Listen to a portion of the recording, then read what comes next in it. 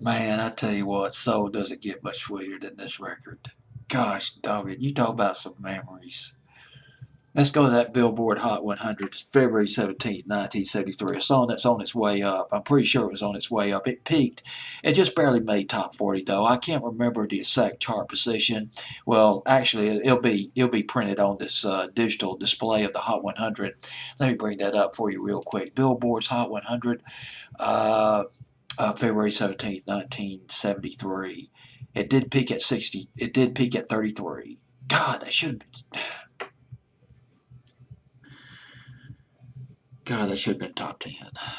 But it's on Billboard's Hot 100 for 11 weeks. At number 69, it sure looked promising though. Went from 85 to 69. It is Eugene Record and the Shy Lights, A Letter to Myself, on Billboard's Hot 100. It is on its way up, baby, up to number 69 that week in February 1973. The Shy Lights. They called them. They formed back in the 50s. I don't know the exact year. I guess it was sometime in the late 50s. It might have been the early 60s. But they formed at Hyde Park High School in Chicago, and they called themselves the Chanteurs. Then they changed their name to the Highlights after they added some people, and then to show some love for the Windy City, they changed their name to the Shy Lights. Signed with Brunswick Records in 1968, and Have You Seen Her? Was one. It was well. They had some other hits before that, but their first big crossover was Have You Seen Her? Late summer and fall of 1971, and then Old Girl in the spring of 1972 by the Shy Lights. A Letter to Myself not doing as well, only went as high as, well, as I've already mentioned, to number 33 on Billboard's Hot 100. Although, if you listen to the song, it's really much along the same lines to Have You Seen Her, which came out earlier. Eugene Record, former cab driver.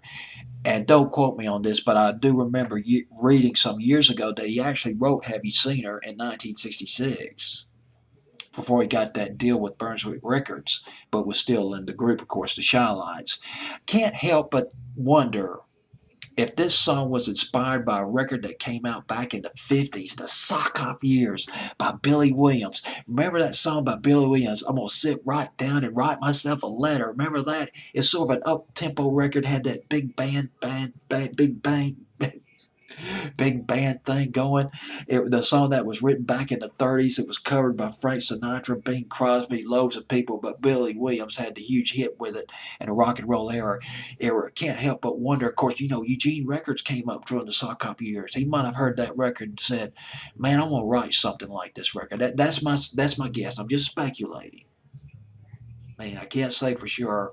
And Eugene Record, he's no longer here to speak for himself. He passed away. I believe it was cancer, 2005.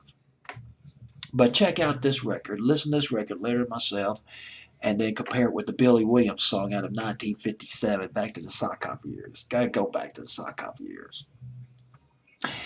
I will probably later on this week or next week sometime. God, man, I tell you, just